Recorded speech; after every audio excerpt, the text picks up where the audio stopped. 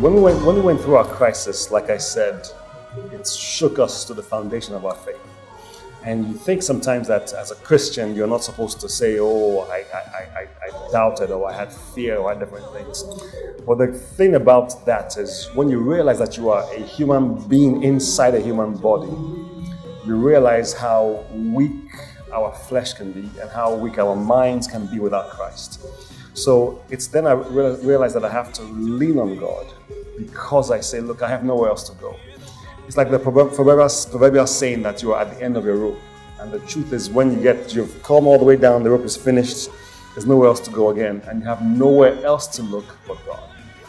And I tell people, I say that when you are at the end of your rope, that's when God comes with hope. Because He says, you're down, but here I am, here's my hand. I will bring you not just back up step by step, but I will carry you all the way up again.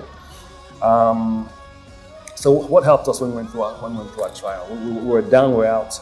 And like I said, we cried, we prayed, did different things. And we just had to just realize that it's only God that can pull us out of this mess. Because we were really down. We lost a son that we had waited for 5 years. And here God gave us a son, and then within 12 hours, we lost him.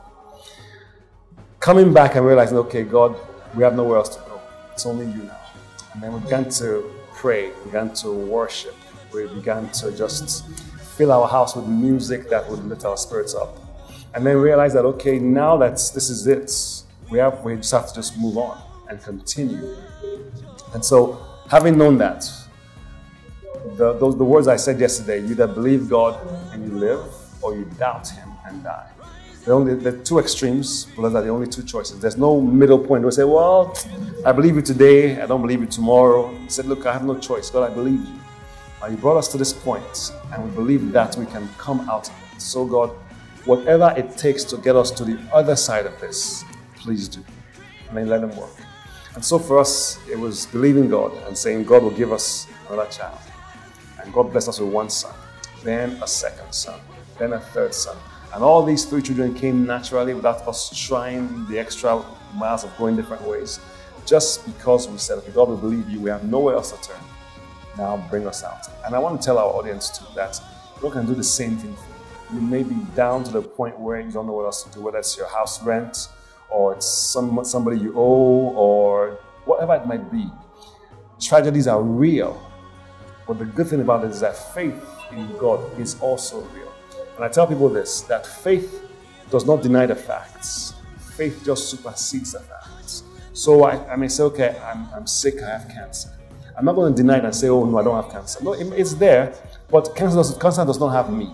And my faith says, I can come out of this. So faith will supersede that fact, because faith is based on truth, which is different from fact.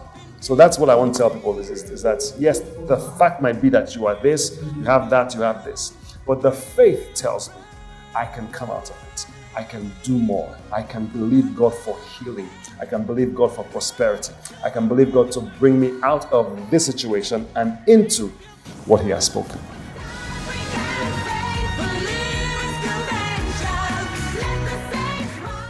WAFBEC has been an eye-opener for me. I've enjoyed just sitting and listening.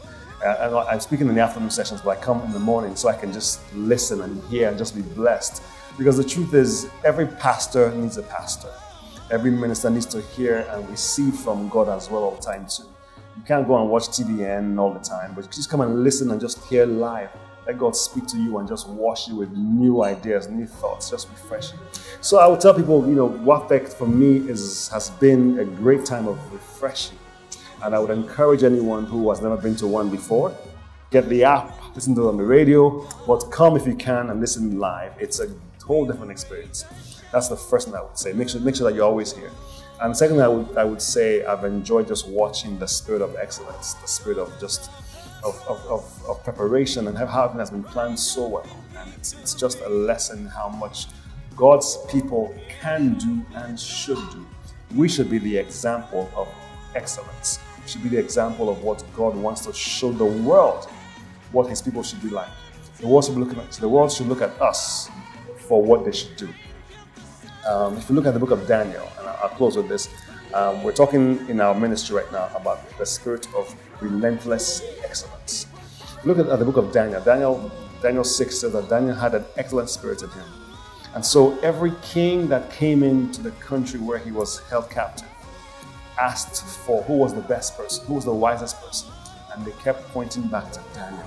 So if you want someone that can interpret your dreams, call Daniel. If you want someone that can interpret the writing on the wall, call Daniel. If you want someone that can tell you wisdom, call Daniel. That's an example of what God's people should be like. We should be so good, so excellent in our work that we become the benchmark. That people will not look at us and say, okay, look, if you want to be great, go to Covenant Christian Center. See how they do things there. Go and copy. You shouldn't look at this bank or that oil company and say, no, that's how we should look like. No, no. They should be coming to look for us because we are close to God. We hear from God. So they should come to us as Christians and we are the benchmark. Excellence should be our watchword. And that's what I call the spirit of relentless excellence. I've seen it here. And I know that it will follow all of us home in Jesus' name.